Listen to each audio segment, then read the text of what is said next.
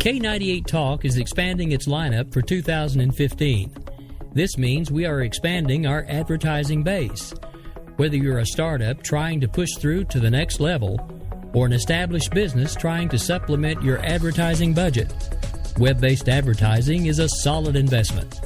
Thanks to Talk's newest partnership with TuneIn Radio and instant access to our sister station, K98 FM, we give you worldwide access at a reasonable cost. Interested parties should email us at sales@k98fm.com. Game on, where progressives fear us and rhinos tremble. Welcome to the political jungle. I'm JD. This is Stacy. No one is safe. No one is spared. Lock up the children. And the old folk. Welcome to the world of liberservative conservatarians.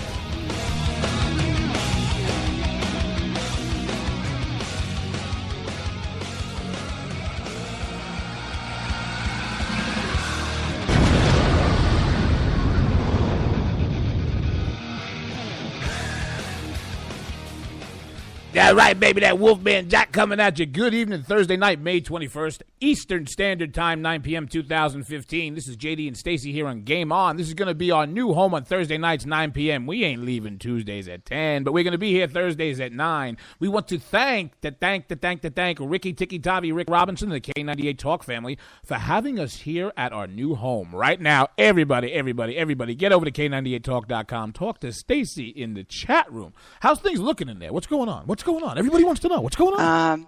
I'm pretty sure we do have a regular chat room user who's about to go collect people. So we've got 5 or 6 folks in there now, but we do like to have the chat. So, and I just found a veto. Ooh, which one? Big veto, little veto, P, D, which one? Little veto D. Hi, veto D. Let me tell you something. Stacey and I couldn't be happier right now to be here on K98Talk.com. We want to thank Rick Robinson and everybody for having us over here.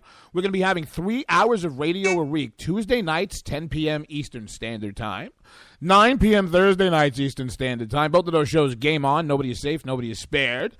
And on Sunday morning, 11 a.m., Bloody Marys and Broadsheets, baby, your cure for that mainstream media hangover. But, Stacey? But? Oh, hold on one second. Now, we got to give a shout-out there in the chat room. Those of you, get yourself over to SoundCloud War Radio and find yourself that Vito and Vito show, baby. Do nothing but listen to that catalog of programs. 2 young millennials that are doing it right. Ain't that right, darling? Absolutely. He's resenting little Vito at this point, so we're now calling him Vito the Younger. Oh, you want to know what? Hold on a second. You want to know something? This is perfect for everybody out there. This is who we're talking about, all right? The gentleman we're talking about. These 2 young guys, about 22 and 19, from Brooklyn, New York. They started out in radio when they was about 9 years old. And in their neighborhood, there was this great radio man. And the great radio man looked at these 2 and they said, "Bas camaradis, haridere maconi." And that meant, thanks for being in the chat room, you little bastards.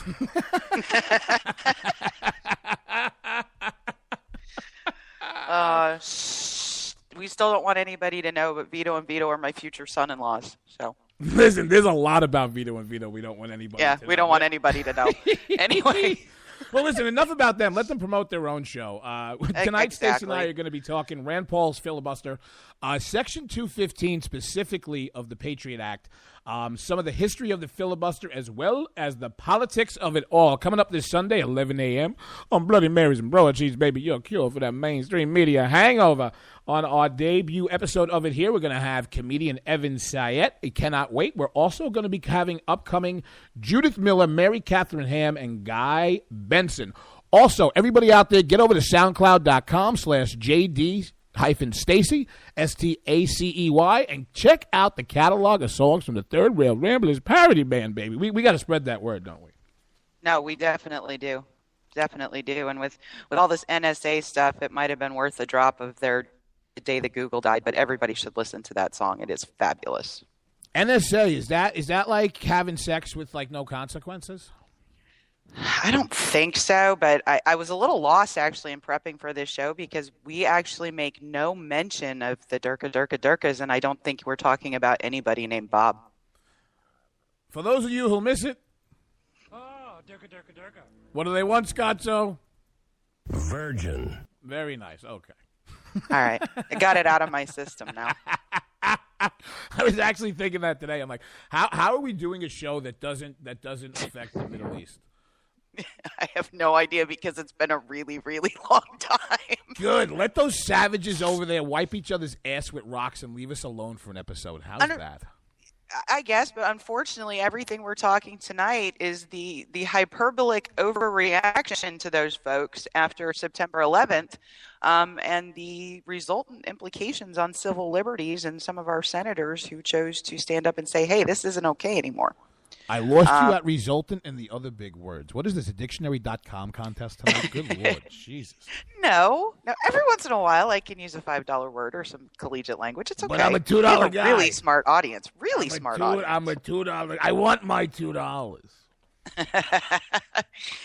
Anyway, so it seems that in the last, 6.5 years, we can't pass anything through Congress without a lot of drama and a lot of posturing. And this week is no different. And part of the pressure being put on this week is the fact that while many of us get the day off on Monday for Memorial Day, Congress gets the whole week. Good. So there was Good. You want to know something? 535 more meat sacks with eyes out of the 330 million of the great unwashed who can now take a week and not screw up my life. Go do whatever you want. Bang mistresses, get drunk, beat your dog, whatever. Go.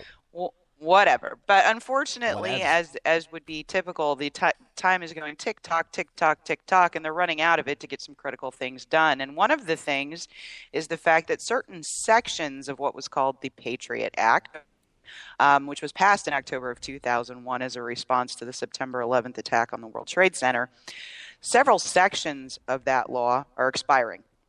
The most notable of which is Section 215. And the Section 215 was made famous, JD, by a young man who is currently a guest of Vladimir Putin.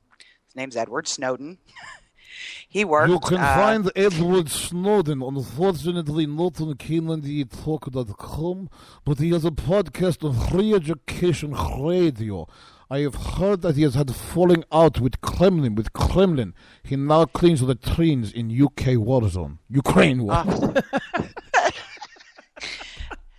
Anyway, so this young NSA contractor decided to divulge to us several years ago that the National Security Agency was monitoring all of us via what's called metadata. And it's really Section 215 of the Patriot Act that allows them to do that. Is this different than the hole I got cut in the wall of your room? Okay. I'm going to have to do some looking around. Speckle! Anyway, so after the September 11th attacks on the World Trade Center, there was a huge response both in the intelligence community as well as in Congress. And the intelligence community was demanding that they have increased powers to prevent a recurrence of a horrible tragedy such as this. JD mentioned we're going to be having Judith Miller on the show, and she was actually very active in the Middle East, the intelligence community, and the events leading up to the invasion of Iraq. As a matter of fact, Stace, wait, before you continue to make that point, that is something I wanted to mention to the audience that I forgot at the beginning. Tomorrow, go out and buy yourself Judith Miller's book, The Story, A Reporter's Journey. The reason I say that is we rescheduled this interview so that we're going to be able to have the whole hour with her.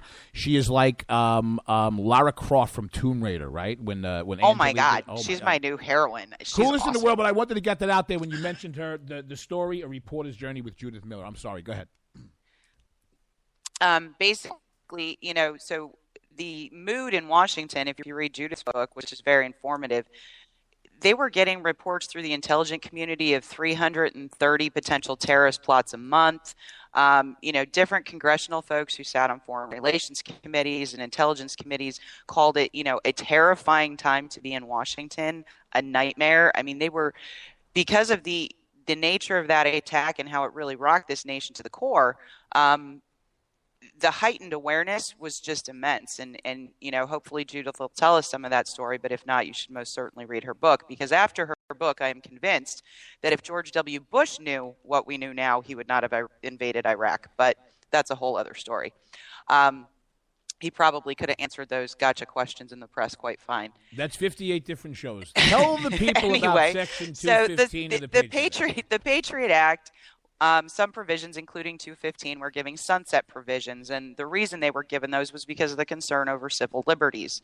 So basically, the response to the terrorism was to give law enforcement and the intelligence community tools to predict and thwart another 9/11 attack, was basically the idea at the time. So when we step back, JD, this has been used for some absolutely Orwellian kind of stuff.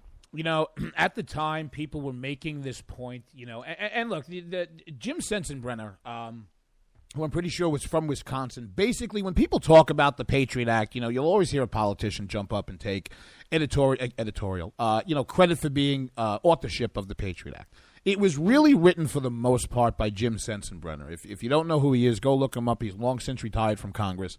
He was a goodly and fair man. He wasn't one of these ideologues and bomb throwers. And anybody who's not old enough to remember, in those days when the towers were still smoldering downtown, people didn't know what was coming next. Not to say that these provisions aren't Orwellian, but it was a collaborative effort to get this written and out the door. And there are certain provisions look, the Patriot Act is a double-edged sword.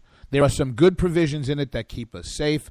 There are some provisions in it that literally you have to ask yourself as an American, am I literally trading liberty for security? And if you are, the great quote tells you, you deserve neither. And when you speak about it being Orwellian, there is a great, actually, article by Devlin Barrett is today the 21st? Yeah. All right. All day. And into the night, where my Lionel Richie tonight. Oh, no, anyway, by Devlin Barrett in the Wall Street Journal today. And it talks about the FBI using that provision to gather information more than 50 times in a 3-year period.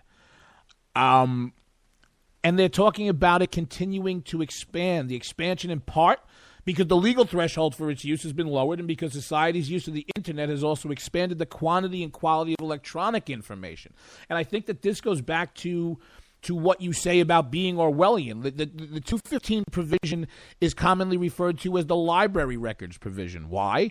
Because of the wide-ranging amount of personal material that can be investigated in it. I know when you were going through this, you picked up some things that really had you bothered, correct? Absolutely, but was more interesting than that. You talked about the balance between liberty and security, right? Sometimes I do good. You did really good. The tension to balance those things, what Pew Research has found out in the last week by doing their, investigations is that for the first time since 2004, Americans are more concerned with their civil liberties than they are with their security. So despite the fact we have all of this going on with potential ISIS lone wolves in the U.S., with, what's going on in the Middle East and it completely falling apart. Yes. Folks, I think, and my theory on that, so if you think about more people being concerned with civil liberties, they're going to be in support of letting 215 sunset, let it go. My thought on that is really the level of distrust people are having with this administration because of the lack of transparency. So even if there's still programs under Section 215 that they won't disclose. So we found out about the NSA metadata collection because Edward Snowden told us. There are still activities and programs going on that they have not disclosed that they're authorizing under that particular section. So I think the lack of trust and lack of transparency within the Obama administration, some skepticism on the part of most Americans or many Americans about their motives, has really driven this shift back to being concerned about civil liberties. But when you take a look at some of what 215 has been used for, the first one we've all heard of, it's that mass phone metadata collection. So when we are talking mass metadata collection from your phone records, at the end of every day, the telecom companies within the U.S. turns over everybody's phone calls every phone call you have made to anyone during the course of the day. So to test the power of metadata, they gave some blind data without the number, like without a lot of associated information to a university. A university correctly predicted, based on phone call data, that one person had a certain type of cancer, one person was getting ready to divorce their wife. So they made hypotheses based on the pattern of phone calls and to what number, and those hypotheses actually checked out. But it goes back to how much do you have the ability to actually go and collect? Because when you hear us use phrases and terms such as 215, what does that mean? The Patriot Act itself is basically cut down into sections. And there is a Title II section of the Patriot Act. Within Title II, there are 25 separate sections. This 215 is the one that we're speaking of today. And basically what's generally said is that Title II contains many of the most contentious provisions of the Act. Supporters of the Patriot Act claim that these provisions are necessary in fighting the war on terrorism. Those would be the idiots like Peter King and the other morons we'll get into later. But what I found very interesting in taking a look at this is two things. Number one is the timing and the history of how it comes about. The sections of the Title II amend the Foreign Intelligence Surveillance Act of 1978. Not exactly the brightest and illuminated of times in this country, right? And then you take a look back that, it gets amended again right after 9/11. Now, the problem about this is, and correct me if I'm seeing this wrong, is things are coming out in drips and drabs. During a House Judiciary hearing on domestic spying on July 17, 2013, John C. English, the Deputy Director of the Surveillance Agency, told a member of the House Judiciary Committee that the NSA analyst can perform a second or third hop query through its collections of telephone data and Internet records in order to find connections to terrorist organizations. Hops refer to a technical term indicating connections between people. A, quote, 3-hop query means that the NSA can look at data not only from a suspected terrorist, but this goes to your point, Stace, but from everyone that suspect communicated with, and then from everyone those people communicated with, and then from everyone all of those people communicated with. Officials said that previously that data mining was limited to 2 hops, but here we see it starting to expand. With about 2 minutes left in the segment, do you see us at a tipping point with this? That almost sounds like 6 Degrees from Kevin Bacon. No. The guy behind the guy behind the guy behind the thing. And the guy. I mean, absolutely. I mean, as technology continues to advance, the way that they can assess this and the depth to which they can reach is just going to get greater and greater. But I mean, when you think about the cell phone records, the internet records, and everything these carriers are turning over about everyone every day, I mean, the metadata that exists and the way that you can do exactly what you said, hop from here to here to here to here to here, I mean, the possibilities are endless. And if you start thinking about going back to, concern over security, start thinking about what we've seen from some of our agencies like the EPA and the IRS. The IRS going rogue with some conservative, BLM. Not-for-profits. If you think at some point, even the experiment Truthy, which tracked the hashtags TCOT, TLOT, CCOT, right, for false information. Find your name on a Truthy web, it'll scare the crap out of you. Hello, I did. When you start looking at how you could merge all that data together, it's absolutely terrifying. The whole thing's terrifying. It's a big, disastrous mess. And that's why we're going to talk about coming up in the next segment, where basically everybody's talking about the Rand fall. Good God. This is our second hour of radio today. It's our 5th not married divorce. 7th. Oh, shit, I missed 2. But, you hear a lot. There's been a lot of air quotes around filibuster and what Rand Paul did.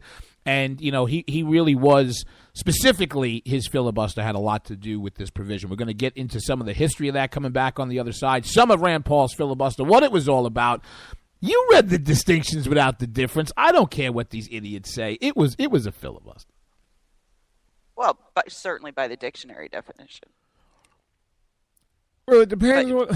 I didn't know. It all goes back to those nifty Senate rules, which go so far beyond Robert's Rules of Orders that you might have used in debate club in high school. I mean, reading those will make your eyes bleed. Nope. In high school, all I did was hit a guy over the head with the chair and won by default. We'll see you on the other side of the break.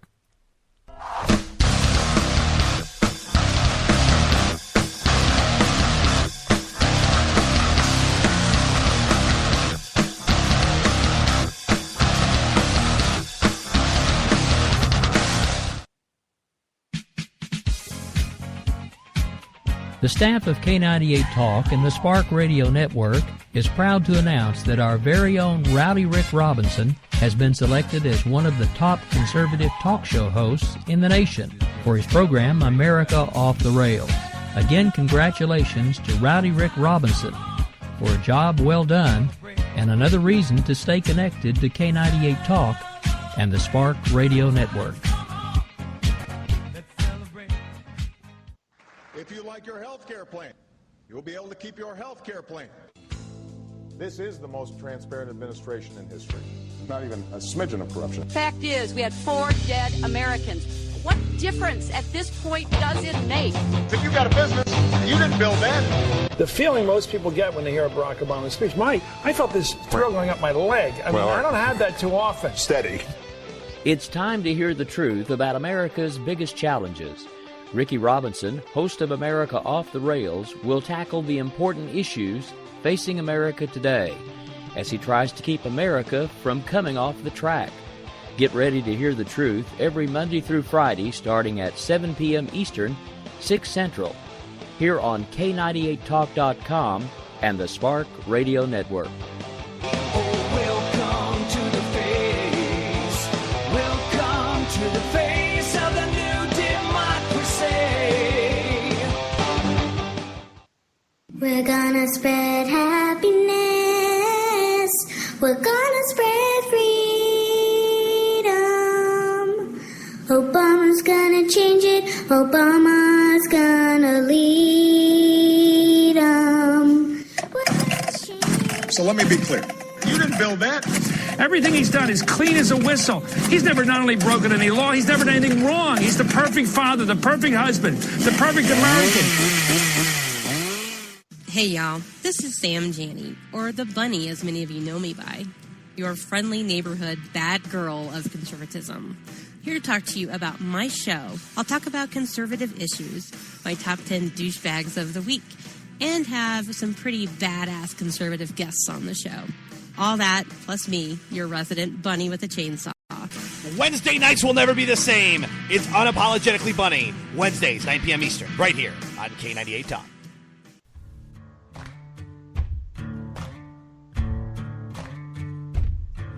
K98Talk.com, a leader in internet radio.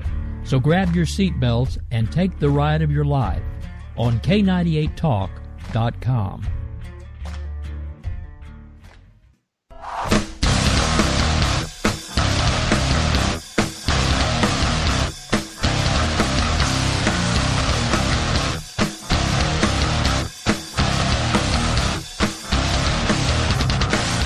Welcome back to Game On here on Thursday night on K98Talk.com. Get yourself over to that chat room right now. Say hello to Stacey at K98.talk.com chat room. Get over there, talk to her, find out what people are talking about in the chat room. Make sure you get yourself over to Spreaker and find the downloads, and we're going to tighten that up and find out how you can find us all. And make sure, I don't care how hungover you are, however everybody is hungover at 11 a.m. Sunday morning, what are they supposed to do? They're supposed to put a shot of Bailey's in their coffee and join us because we do not bar drinking during the show. No, as a matter Even of fact, for the hosts. Yeah, as a matter of fact, I generally do the Sunday show before I go to bed from the night before. Mm-hmm. We can tell by your voice. Before we before we move into the filibuster, a little bit of the history and hit Rand, I think you had one little wrap up you wanted to hit on Section 215. Yeah, the other thing Section 215 allows is, and has allowed to proliferate, is something called national security letters. So what these are demands made by the intelligence or federal law enforcement agencies for sensitive information. They're not warrants signed by a judge, and they're also accompanied by a gag order. So if you had the great fortune of reading about the John Doe investigations up in Wisconsin around Scott Walker and his campaign, this is actually the parts of this section actually allowed that to occur. And why we're tying this all together is what is the big news of the last 24 hours. Very simple. Get up, stand up. Stand up for your right. Any excuse to play Bob Marley, right? Hey, yeah, absolutely. Boombercrat, would you like to go to Jamaican radio station? Maybe we do a little... But, it's a very, very good theme for what I think Mr. Paul actually did. That's right. So. And what was he fighting against?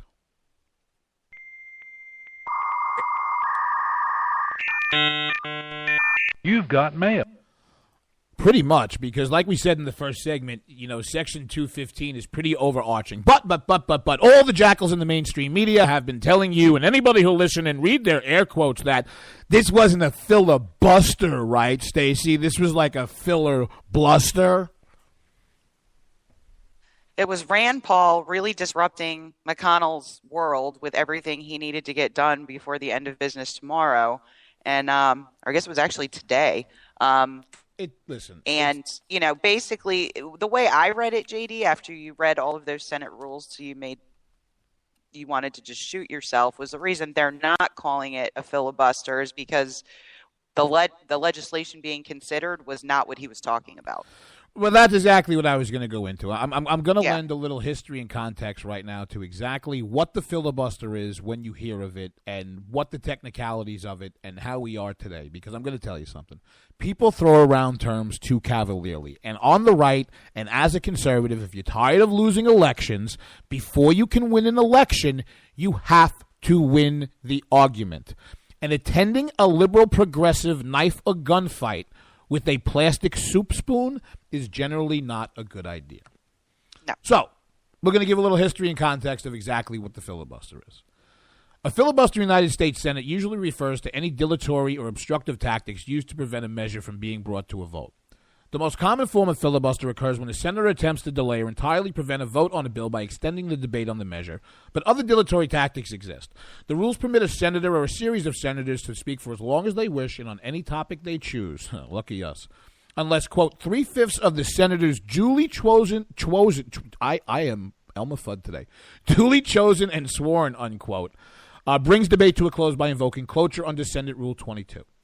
According to the Supreme Court ruling in United States v. Ballin, and one of the things that you're going to see is that the filibuster isn't so much institutionally enshrined as kind of institutionally flexible. In U.S. v. Ballin in 1892, changes to the Senate rules could be achieved by a simple majority. Nevertheless, in the current Senate rules, a rule change itself could be filibustered with the votes of 2/3 of those senators present and voting, as opposed to the normal 3/5 of those sworn needed to end debate. Despite this written requirement, the possibility exists that the Senate's presiding officer could, on motion, declare a Senate rule unconstitutional, which decision can then be upheld by a simple majority vote of the Senate. In 1789, the Senate adopted rules allowing the Senate to move the previous question, which meant ending debate and proceeding to a vote. The filibuster remained solely a theoretical option until the 1830s. The first Senate filibuster occurred in 1837, a defining moment. Remember this story? A defining moment came during debate on a bill to charter the Second Bank of the United States. Senator Henry Clay. Jay Cost. Thank you very much, Jay Cost. Modern scholars will point out that in practice, narrow Senate majorities would be able to enact legislation by changing the rules, but only on the first day of the session. Now, let's catch up to today.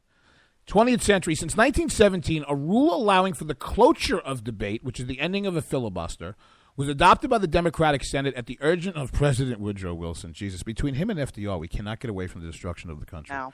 After a group of 12 anti-war senators managed to kill a bill that would have allowed Wilson to arm merchant vessels. Now, very interestingly, for this Rand Paul didn't have a real filibuster, the 11th of the top 11 longest filibusters in history. Do you know who sits at number 9 and 10? Rand Paul. Right. You know who just got knocked out of number 11 after today? Except they'll never give it to him because they're not calling it a real filibuster. Harry Reid. Harry Reid, who was beat up by the mobsters Tread and Mill. Now, everybody knows about everybody knows about the nuclear option, which we're not going to get into. The last piece of very rich filibuster history, Stacey, I saved this just for you. Are you ready for this? Okay. On December 6, 2012, Senator Mitch McConnell, Magoo, Senate Minority Leader, became the first senator to filibuster his own proposal, and everybody wonders how Obama's been president for 6 years. Without giving a lengthy speech, he invoked the rules of filibuster on his bill to raise the passage threshold to 60 votes. McConnell had attempted to force the opposition Democrats, who had a majority in the Senate, to long story short, Mitch McConnell, congratulations, jackass. You are literally in the history books for all time as to being the first and only senator to filibuster his own bill. Oh, my God. Great. Oh, my God. The only addition I have to that is the longest filibuster in history was the duly elderly senator, as by the time I was an adult, Strom Thurmond. He filibustered during debate of the Civil Rights Act of 1967 for 24 hours and 18 minutes. You know, there is so much context to that statement. Strom Thurmond's had a rough paint on his historical career. Did you really need to take a 100-year-old dead guy and tell everybody that he holds the record because he was filibustering the Civil Rights Act? I mean, at this point in our history, that basically paints you as Mephistopheles. I'm so sorry, but everybody wants to know who did what to whom, and he was a good Democrat. Who's zooming who? Yeah, whatever. So but anyway, the rules of the filibuster, they can speak about anything. That's why Ted Cruz got to read Green Eggs and Ham to his daughters before they went to bed. So go into a little more about Rand's filibuster yesterday. Well, I mean, first of all, the thing that I think you have to put out there is everybody has called the previous one he did on drones and this one he did yesterday publicity stunts. If you have ever listened to a Rand Paul speech, if you have ever read his position papers, if you have ever read the legislation that he puts forth, both of them are 100% consistent with some core beliefs he has around the Fourth Amendment. Yeah, his filibuster is political, but Wendy Davis, a.k.a. Abortion Barbie, did it for principle and all the women of America. Get the hell out of here. It's sickening. You think? And last I checked, he didn't use a catheter, so... oh, my. Usually, I'm the one with the sick. Do you know you just turned this? All right, that's the first time since Dick Cheney laid out nude in Playboy. I hate Wendy. Ugh. I hate catheters. Ugh. Ugh. So he's really been a very consistent and ardent defender of the Fourth Amendment, Rand Paul. And really, he tends to believe, if you listen to him speak and if you listen to pieces or parts of his filibuster, he tends to believe that in this area around the Fourth Amendment, things like search and seizure, things like, the right to certain protections from harassment by the government, he believes the government has to be specifically restricted in this area, not be trusted, not to do something that's not explicitly denied. Amen. So he truly believes that the government will expand its power insofar as it can before people say, oh, whoa, wait a minute. And he's been saying, wait a minute, about the Patriot Act and not just Section 215. He has more serious areas where he'd like to see reform, things like FISA courts and really other ugly parts of it that don't have sunset provisions. But he warned everybody before it was coming up for a vote. I will not let this go unchallenged, and if you attempt to reauthorize the Patriot Act, I'm going to filibuster it. He couldn't have been more clear. Well, I think that one of the things that makes him a very powerful look, you hear a lot right now with ISIS in the news and foreign policy that, Rand Paul announced, and then, nobody's going to talk to him again because it's ultimate.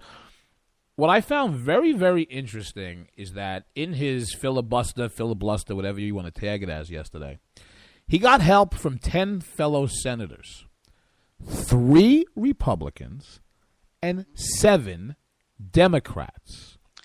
You need to say 3 conservatives. Okay. I stand corrected. Count Chocula, Mike Lee, and Count Chocula. Can you explain to any new listeners who you're referring to? Oh, you're going to get me in trouble with everybody. Okay, so yes, I love. All right, Stacey and I are both. We're open.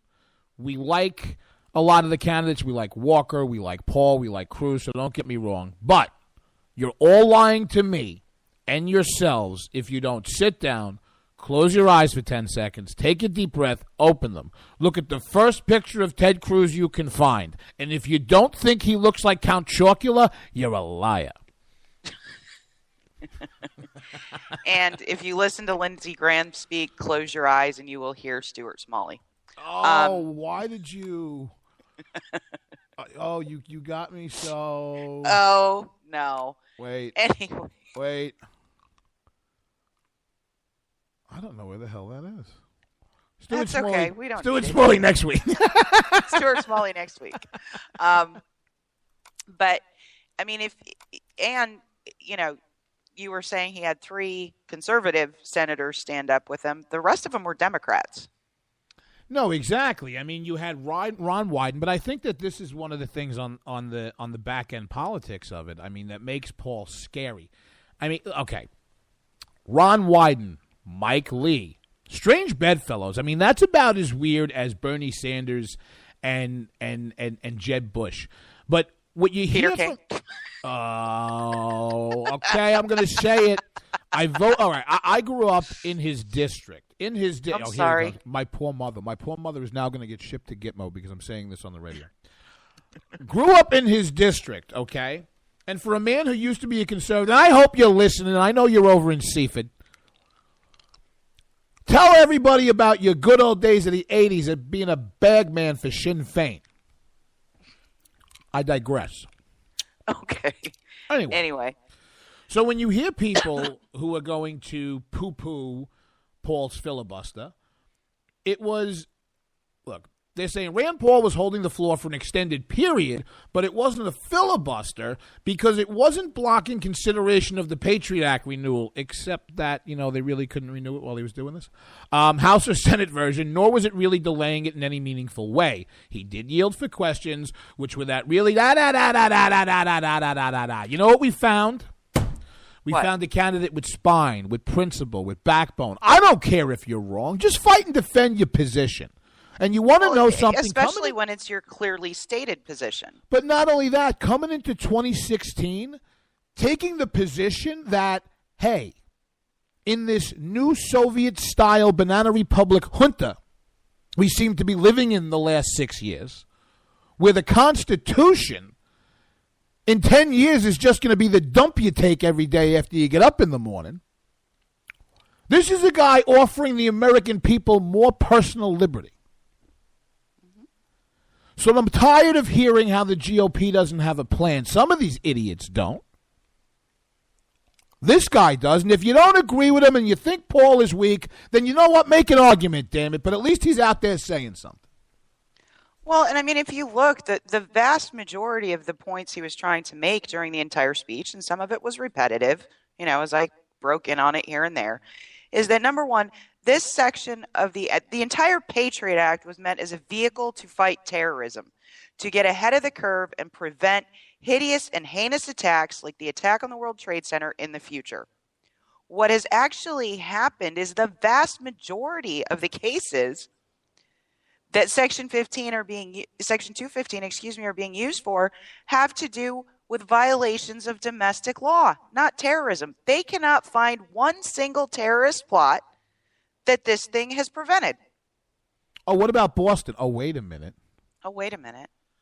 Listen, this is like everything else, and it's human nature. Look, it's human nature. It's human nature. But you want to know something? You have to push back because the fall is precipitous, and it happens very, very, very, very quickly. It happens very quickly. It's human nature is to be lazy and to shortcut and try to find an ends around the means. That's a lot shorter. Well, listen, cops and prosecutors are no different. You've now given them a tool. I mean, everybody talks about the criminality on Wall Street. Take a look at what's going on in local and municipal prosecutors' offices. They're just reaching for the easiest tools they have. And I was just making a point about a few minutes ago about winning the argument. You now have prosecutors and things like that. They're not winning the argument. They're using federal tools in a toolkit to put notches on their belt so that they then can become a state's attorney or run for office.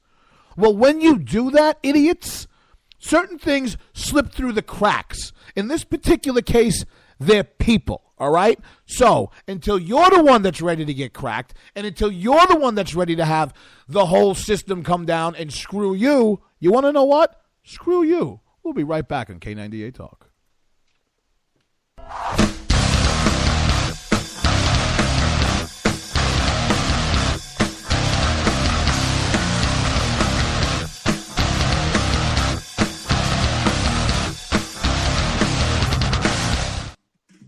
Hey everybody, this is Jason, host of According to Me.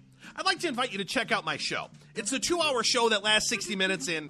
Listen, I hate to interrupt, but one thing I can do is read off a script. Just say, let me be clear a lot. It works. President Obama, I can handle this. It's a radio promo. I'm not green. I've done this before. Did someone say green? Now, Al Gore is here. Listen, I'm just trying to record a radio promo. Do you mind? Now, do you say good things about me on the show? No, not at all. But if it makes you feel any better, I rip on Republicans just as much. The AM radio frequencies give off very high levels of radiation. Look, my show is on the internet, which you invented. I mean, can I just do my promo? I got a pen. I can veto that, you know. I know you got a pen. It's not a law. It's a radio promo. Listen, just listen to my show. Barack Obama and Al Gore hate it, so you're going to love it. Here's an executive order. Don't listen to a show. He doesn't like me. He's racist. And he doesn't recycle either. That's it. I'm done. It's According to Me, Wednesdays, 10 p.m. Eastern, right here on K98 Talk.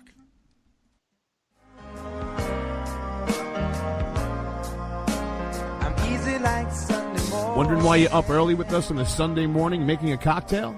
News lately got you drinking? Hung over from the mainstream media by Sunday? We are, and we got you covered. We sure do. We got your hangover cure for those weekly news blues. So sit back, top off your mimosa, and add some Baileys to that coffee. Take a match to your copy of the New York Times. Light, funny, and oh yeah, news with booze. And a lot of laughter.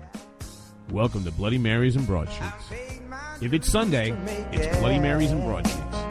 We're your cure from your weekly news hangover. We will never fully understand what we've asked of our military service members or their families, asking them to put themselves in harm's way, to endure it all. But we do understand that it's our turn, our duty, to keep them secure for the rest of their lives. Wounded Warrior Project long-term support programs help our most severely ill or injured veterans live independently, at no cost, for life, so that they might stand at ease. Join us at findwwp.org. K98 Talk is expanding its lineup for 2015. This means we are expanding our advertising base. Whether you're a startup trying to push through to the next level, or an established business trying to supplement your advertising budget, web-based advertising is a solid investment. Thanks to Talk's newest partnership with TuneIn Radio and instant access to our sister station, K98 FM, we give you worldwide access at a reasonable cost. Interested parties should email us at sales@k98fm.com.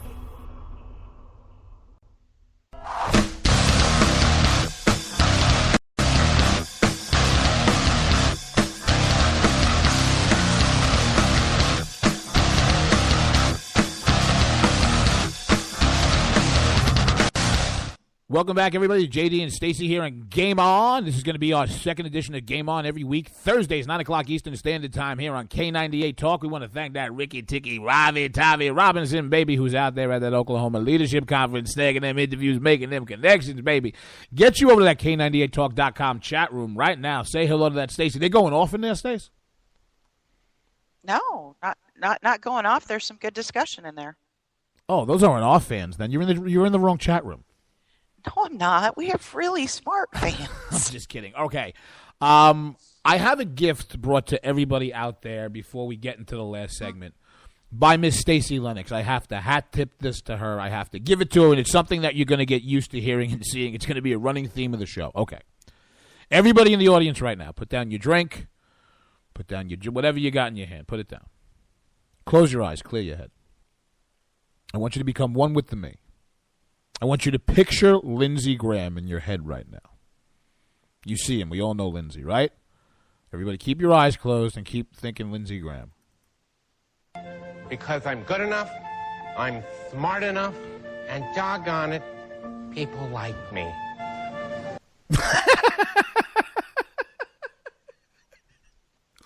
Just for you. Thank you. Okay, we're going to wrap up this last segment here of Game On tonight, and we're going to speak about a little bit about the actual filibuster itself. And we have a 20-second cut here that basically it's Rand Paul, and I think, Stace, we both agree this kind of encapsulates a lot of what he's been speaking about in a good summary of why he went out and made this filibuster, correct? Mm-hmm. All right, here he is in his own words.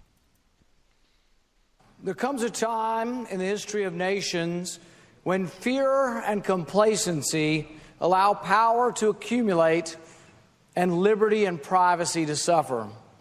That time is now, and I will not let the Patriot Act, the most unpatriotic of acts, go unchallenged. Powerful, no? Very powerful and very, again, very consistent with other speeches he's given. I believe during his announce, he said if he is elected president, the first thing he will do is stop the collection of metadata against citizens of the United States of America by no, go ahead. Executive order if needed. I mean, the other thing that ends up, as you start reading about this, there's a lot of debate and there's a lot of organizations that are trying to push for reform, etc. Two quotes that really stood out to me were one was during a debate from the Electronic Frontier Foundation, mm-hmm. and a former NSA and CAI director. The quote from the former NSA and CAI director, when the person from the foundation made the point that, hey, when you put all this metadata together, it can be really, really incriminating, even though it's not always accurate. The former head of the NSA and CIA said, we kill people based on metadata. Yeah. Huh? And then the former NSA general counsel says metadata absolutely tells you everything you need to know about a person's life. If you have enough metadata, you don't need content. But this is what it goes back to. It's a double-edged sword. I mean, we're at a point right now where we're being told by our government, and this is by both, parties of both stripes through both administrations. We see the behind the curtain of the nastiness of what this is, right? Mm-hmm. The sticky parts, the things that affect your liberty. But then when you ask, what are the safeguards that are put in place? Oh, don't worry, we got them. Huh? No, it's a what are they? It's a secret FISA court, but that's secret. Oh, then we're going to give them congressional oversight. Okay, but that's classified. Look. Let me tell you something. Okay, I have about as much faith and competency in your average congressperson or senator as I do in your average Starbucks barista. Okay, you've been with me in Starbucks. I don't like Starbucks. I try not to go to them, but the few times I've gone into them, nobody gets anything right. So let's close this out with the politics of this. Why is the press so scared to tag this as a filibuster? You have the press that was putting Wendy Davis, abortion Barbie, on the front page of Time magazine for her quote-unquote filibuster for choice. Brave woman. Exactly. Here you have a man that is trying to convince the United States government to uphold the Constitution and stop basically spying on Americans. And he gets pissed on. Explain this to me. Well, again, you've got powerful leadership in the Senate who is saying, we want this thing back, folks who've been there for a long time.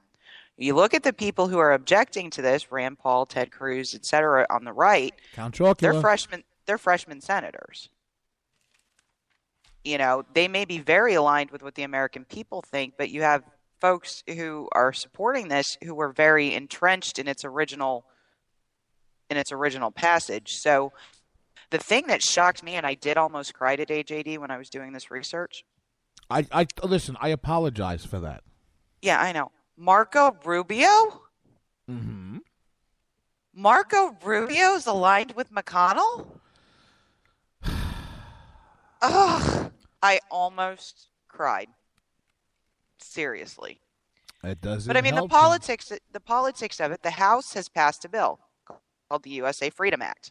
Most acts organizations for privacy aren't in love with it. They say it's a step in the right direction, but they had to co-opt it quite a bit to get it by the intelligence community. The House wants the Senate to vote on the Freedom Act. McConnell wanted to put up the USA Freedom Act for a vote, plus a 60-day authorization for the Patriot Act exactly the way it is. And the speculation there is he's hoping for further compromise to take bigger hits to the USA Freedom Act and actually end up with a document that's got less reform to it than even the bill that's come out of the House. You know, what you're saying right there, I really think is what is lining Rand Paul and Ted Cruz, who's supporting him, and Mike Lee, who's going to be up there for a cabinet post. I really think that is differentiation. You know, it's Marco Rubio that's talking about a 21st century president and a 21st century America, yet he finds himself siding time and time again with the McConnells and the Boehners, the holdovers from the 80s. You know, I've seen him speak twice now. You've seen him speak in person, I think, 3 times. You know, okay, It's a great sale about you know, a new vision for the 21st century. Then why the hell are you aligning yourself lockstep with every gray-haired Magoo or Boehner? Here's Boehner, John Boehner. Congratulations, you're a mother. I am sick of time and time again being sold that these people is, look, listen, you have a libertarian bent, you're a conservative. No, don't worry about it. He just has to do this on immigration. He just has to do this on the Patriot Act. How about you do something for the U.S. Constitution? Well, and it's not just that, but we sat there and listened to him speak on net neutrality, which he is 100% opposed to from an economic and a privacy perspective. How can you object to net neutrality and be okay with this? This is far worse. Because far worse. It's the Great Potomac's two-step. Let me tell you something. Selena Zito had a great point when we had her on, all right? This is going to be an election unlike any other. The old rules do not apply. That's why, like you said, when you were talking about Cruz and Paul and freshman senators aren't supposed to run for president, and they're damn sure not supposed to run for president when the last freshman senator that ran for president and got elected has done what he's done with this country, because that was Obubu. But it's a different world, and it's a different landscape, and it's a different kind of politician, it's a different electorate. This has a lot more to do with populism. Elizabeth Warren gets this. Rand Paul seems to get this. Scott Walker seems to get this. Ted Cruz seems to get this. And the funny thing is, after seeing Rubio and agreeing with a lot of what he says, he's a powerful speaker. He might need a phone book to stand on to speak when he talks. But he's a powerful speaker. But I will be damned again if I'm going to have this party twist everybody in the primaries into convincing them that you have to get this nominee because it's electable. No, damn it. How about somebody with principle? What is becoming very clear at this point, as you see a lot of this movement with him on some issues, is his rhetoric doesn't match his reality. None of them do. He's got a beautiful speech about the Constitution and individual liberty and, you know, the 21st century. This flies in the absolute face of the 3 speeches I've seen him do. Because, listen, everybody go back and read Eric Erickson on this point. They're being consulted out of their business. You want to know something? We had Louis Gohmert on about a week ago. Everybody in the audience listening to me right now and listening to Stacey right now, who is sick of the consultancy and the nonsense and the weak milquetoast candidates that we keep getting put up. You want to put your money in a good place. You want to make your $5, $500, your $1,000, your maximum donation, whatever it is. You want to make it worthwhile. Go to gohconservative.com. That is Louis Gohmert's PAC. Go over there. Don't take JD's word for it. Don't take Stacey's word for it. Go read what they are involved in over there. Their goal is to put 10, what was the word you used when I mistakenly said Republican before? Conservatives. Thank you. Into the House and Senate within the next election cycle. And on top of that, Louis Gohmert's just a hell of a lot of fun to talk to. Yeah, he hasn't been consulted out. He's a riot. Oh, my God. Louis Gohmert doing damn plays, baby. Oh, yeah. Lord. No, but again, if you take a look at what's going on within the House and Senate, I think you're seeing a real generational divide in how people are lining up on this. It's not I wouldn't necessarily call it bipartisan. I would really almost say it's generational at this point. And the other excellent point that Rand Paul said is, the Fourth Amendment was against search and seizure. So they weren't supposed to knock down your door and come and take your stuff, right? Because everything is going digital, it doesn't mean you can go through digital doors to get people's stuff. It's still their stuff. It's still their records. It's still their information. It's no different than if it was sitting in a file cabinet in your house. Just because you have the means doesn't mean you have the right. And I think this whole transition to a digital economy, it's making people on the younger edge of the age scale a lot more sensitive. And I mean, we saw who was there for Rand Paul at CPAC. Very young. You had a ton of college kids. They love him. I think the best way to make the comparison and to leave it is that it's basically the blue hairs versus the red blood. Can you believe we just got through 2 hours of radio? Wow. It's been a long day. Stacey, it's been a long week. Yeah. Oh. Before I ask the question. Beer of the month showed up today. Woo! Oh, did it? Yeah. I hear there's a phenomenal. You're driving. I hear that there's a phenomenal person that is involved in that Beer of the Month club. Before we go, a very, very, very, very heartfelt congratulations and proud good job to you, Mama. Happy time with your family. There is another graduation in your household, 2 down and 1 to go. Could not be happier and prouder for you and your family.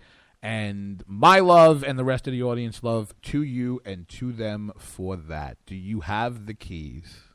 I do, but I got Beer of the Month, so you're driving. Let's get the hell out of here. Tell the nice people what you're going to be doing. I'm getting ready for a graduation party, which involves cleaning and a lot of unfun stuff. And you can still find me at Scott's Fire on Twitter and Stacey Lennox on Facebook. And you can find me at Game On JD on the Twitters and whatever the hell I am on Facebook. And, of course, folks, as always, until Sunday or Tuesday, whenever we come back, assorted alleyways, bar stools, and places I shouldn't be. I'll see you Sunday morning.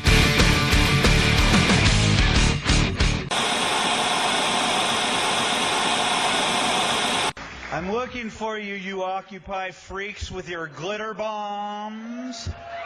Bring it on! Bring on the glitter.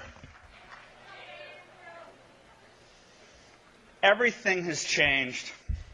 Everything has changed in the last few years. Conservatives used to take it, and we're not taking it anymore.